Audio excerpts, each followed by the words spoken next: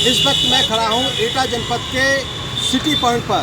ये bus stand का इलाका है और ये सबसे ज़्यादा व्यस्तम इलाका रहता है। यहाँ पर मैं दिखाना चाहूँगा, ये एटा की व्यस्तम नेशनल हाईवे 91 है और ये एटा की लाइफ लाइन कही जाती है।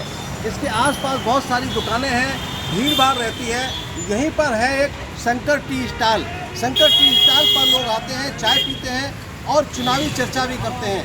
आइए, आज यहाँ पर कुछ लोग हैं जो चाय पीने के लिए तो आए हुए हैं, लेकिन उनसे चाय पर चर्चा करते हैं और एटा नगर पालिका परिषद का जो चुनाव है उस पर उनसे जानते हैं कि क्या है एटा की राय, क्या है एटा की नब्ज।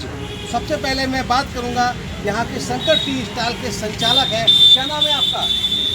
शंकर, ये बताइए, एटा नगर पालिका का चुनाव हो रहा है, क्या मानते हैं आप, कौन सी पार्टी हावी रहेगी? तो वही बीजेपी है। किससे मुकाबला है?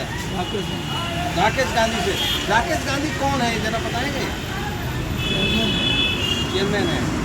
तो आपका कहना है कि बीजेपी का मुकाबला राकेश गांधी से रहना।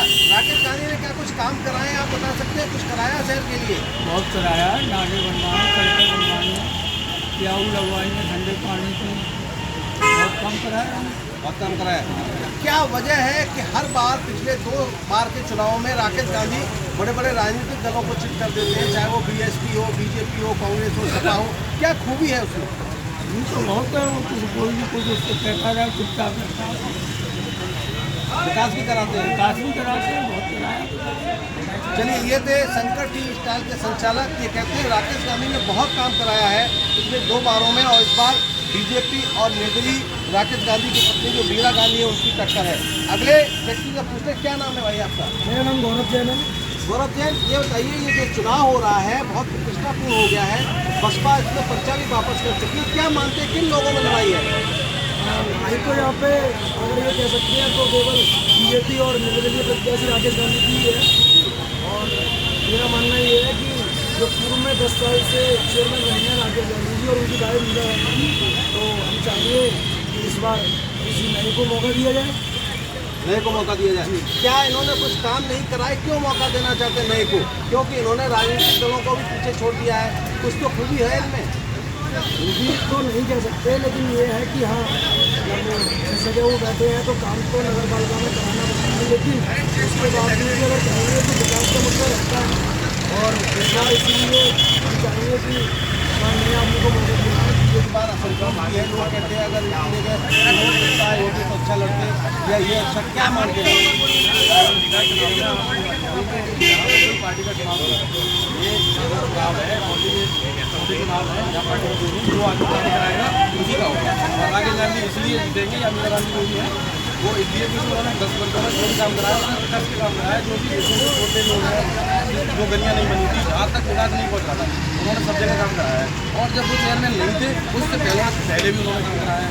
आपका कहना है कि राकेश गांधी ने पिछले 10 सालों में 2 बार वो निर्दलीय चेयरमैन रहे, उनकी पत्नी भी नहीं था, तो काम कराया और पहले भी काम कराते हैं, इसलिए उनकी पकड़ है। उनकी पकड़ पूरी तरह से पकड़ है। क्या इस बार वो चुनाव जीत पाएंगे? बिल्कुल जीतेंगे, उन्हीं को सपोर्ट है सबका। लगता है कि वो हैट्रिक बनाने की ओर है इस बार। बिल्कुल। चलिए, हमारे बीच और भी हैं, यहाँ के सज्जन हैं, उनसे बात करते हैं। क्या कुछ शुभ नाम है आपका? सचिन जी, बताइए, एटा नगर पालिका का चुनाव के लिए पूरा बिगुल बन चुका है और चुनावी घमासान शुरू है, तो क्या मानते हैं राजनीतिक प्रतिष्ठाओं को पीछे छोड़ते हुए पिछले 2 चुनाव निर्दलीय ने जीते हैं, इस बार कौन बाजी मारेगा? इस बार भाजपा समर्थित भाजपा ने बहुत काम कराया है, विकास कराया है और इस बार निर्दलीय प्रत्याशी का कोई काम नहीं है। लेकिन भाजपा प्रत्याशी का एक ही लोग सब भाजपा प्रत्याशी चुनाव लड़ा रहे हैं और उनको जिताएंगे। आपने कहा कि एक होकर सारे बीजेपी चुनाव लड़ा रही भाजपा को, लेकिन पिछला बार देखा गया था कि बीजेपी बनाम बीजेपी हो गया था, बीजेपी ने हरा दिया था। जो बीजेपी के प्रत्याशी थी 2017 में उनको 167 वोटों से हार का सामना करना पड़ा था। आरोप लगे थे कि बीजेपी ने हरा दिया। आरोप लगे थे, लेकिन इस बार ऐसा कुछ नहीं होगा। इस बार सब मिलकर एकजुट है, वो बीजेपी प्रत्याशी को चुनाव लड़ाएंगे। तो सिंबल पे चुनाव है, प्रत्याशी कोई भी होता उसको भी चुनाव लड़ाया जाता है, लेकिन मतलब जुटता है, लेकिन बहुत मतलब हर चीज़ पसंद की मिल सकती है। तो क्या कहेंगे आप चुनाव के बारे में? चुनाव में ये बीजेपी बीजेपी की लहर कैसे है? क्योंकि माना ये भी जा रहा है कि जिन लोगों को टिकट नहीं मिली बीजेपी से, वो विद्रोह कर रहे हैं। बीजेपी के प्रदेश अध्यक्ष ने भी अपील किए सांसदों विधायकों से लोगों को मनाएं, नहीं तो बीजेपी बनाओ बीजेपी हो जाएगा, नुकसान होगा।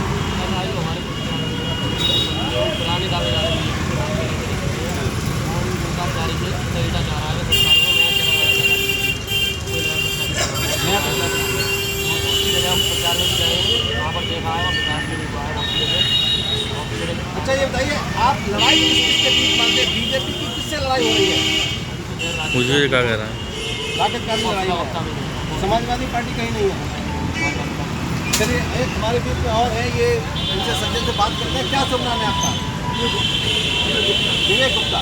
ये बताइए कि आप यहाँ पर रहते हैं, ये आपको नव मालूम है जो नगर पालिका परिषद एटा का चुनाव है, बीजेपी चुनाव से बाहर हो गई है पर्चा वापस करके, तो क्या लगता है किन किन पार्टी में या निर्दलीय में सीधे सीधे आमने सामने की टक्कर है? क्या लगता है किसी में लड़ाई टक्कर किससे होगी? राकेश गांधी। अच्छा ये बताइए, राकेश गांधी बार बार क्यों जीत जाते हैं? 2 बार निर्दलीय जीत चुके, एक बार वो जीते, एक उनकी पत्नी जीती, और सारे राजनीतिक में बड़े बड़े हारे। क्या क्या कारण रहा? काम कराते हैं। कौन कौन से काम कराए उन्होंने?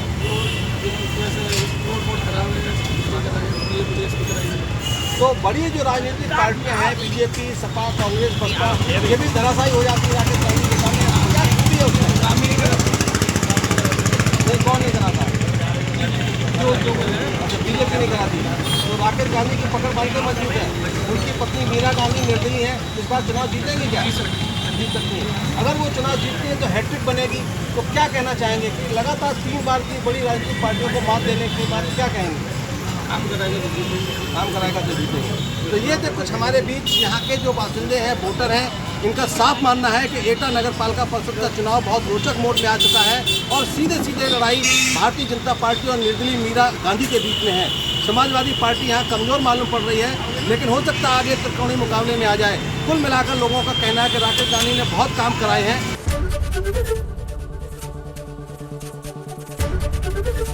एबीपी गंगा, खबर आपकी, जुबान आपकी।